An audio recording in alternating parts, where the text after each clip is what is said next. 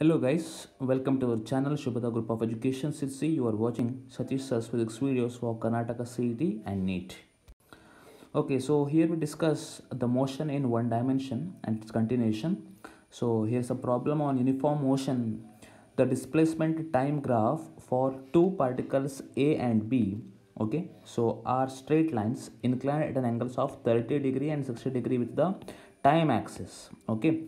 So the ratio of the velocities of VA is to VB is, okay. So we have discussed in the synopsis that suppose if it is the time axis and this is the displacement, okay, so as it is theta 1 and this is theta 1 and this is the theta 2 now. So at that time, as this is for A and this is for B, at that time I have clearly said that VA is equal to tan theta A and VB is nothing but tan theta B, correct? So therefore we can say that VA is to VB, that is what VA divided by VB, that must be equal to tan theta A divided by tan theta B, that is equal to tan of how much it is 30 degree, right? 30 degree divided by tan of 60 degree, that leads to get the answer as 1 divided by root 3 divided by root 3, that is what 1 by 3.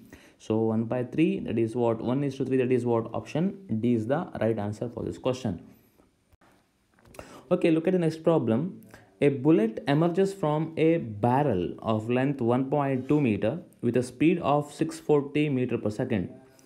Okay, so assuming the constant acceleration, the approximate time that it spends in the barrel after the gun is fired is correct. This is what the problem on uniform motion itself. So this is given 1.2 meter length. So let me take the displacement s equal to 1.2 meter and the initial velocity is 0, clearly correct, u equal to 0, and the final velocity v equal to 640 meter per second that they have given already. Okay, the question is to find out the value of speed, right? They are expecting the value of v after it is fired, correct? So let me try to find out the value of a first of all, because we need to use v equal to u plus at here, correct, u plus at. So that's the reason why I need to find out the acceleration first of all. For that what I use is v square equal to u square plus 2as for the first condition. Okay, v square is nothing but 640 square, right? 640 square, that is equal to initial velocity 0 plus 2 times a into s is how much?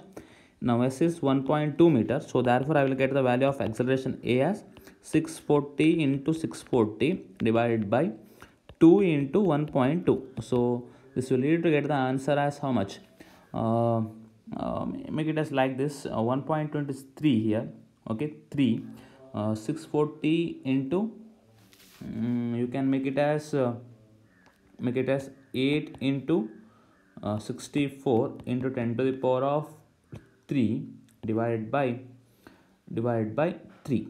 Okay, 1.2 into 2 is 3 here. Okay, so this is what meter per second square, that we can take it off. Okay, so after that let me use v equal to u plus at.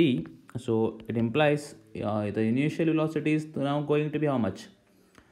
0. So therefore t is equal to v divided by t, correct, sorry, v divided by a, right? T equal to v divided by a. So that is equal to it is equal to how much?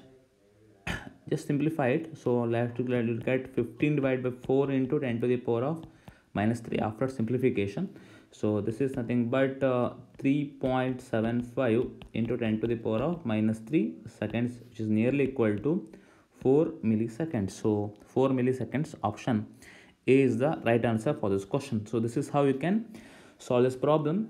We have used equations of the motions twice here. Okay, so look at the next problem. A car moves a distance of 200 meter. Okay, so it moves a distance of 200 meter, it is given. It covers first half of the distance at a speed of 60 kilometer per hour and second half at the speed of v. Okay, v here. So if the average speed of the total trip is 40 kilometer per hour, the question is to find out the value of v. Okay, so unknown v is the question here. Okay, so as they have given, a car moves a distance of 200 meter and it covers the first half with a distance of 60 kilometer per hour, right? So therefore we can say t1 equal to 100 divided by 60. So I have converted it to seconds now. That's the reason why it is kilometer per hour, as it is 100 kilometer per hour, sorry, 60 kilometer per hour. I have made it as this is what 100 divided by 60 now. Okay, so after that, the time taken by the car to cover the second half distance is t2, that is equal to 100 divided by v. Okay, 100 divided by v, because half of the distance is number, so half of the distance is 200 divided by 2, that is what 100, right? So that's the reason why I have taken speed is equal to distance divided by time, so therefore time is equal to distance divided by speed. So distance is 100 meter and it is 60 kilometer per hour. Okay, so that's the reason why it is not in terms of seconds here. Okay, as the distance is 100 meter, this must be meter per kilometer now. Okay, so not a problem for that one, no problem for that. Okay, so anyhow, so now I got the value of t1 as well as t2. So the average speed, let me take. Okay, average speed that is given, speed equal to total distance divided by total time, right? Distance total distance divided by total time. So that is what equal to the total distance is 200, right? Total distance is 200 divided by t1 plus t2. Total time is t1 plus t2. So therefore the average speed is 40 kilometer per hour. Not a problem for that. That is what 200 divided by 100 divided by 60 plus 100 divided by v, right? V, 100 divided by v. So here the unknown is v here. Okay, so simplify for v, it implies you'll get 1 by 60 plus 1 divided by v, that is equal to 1 divided by 20. The only unknown is v here.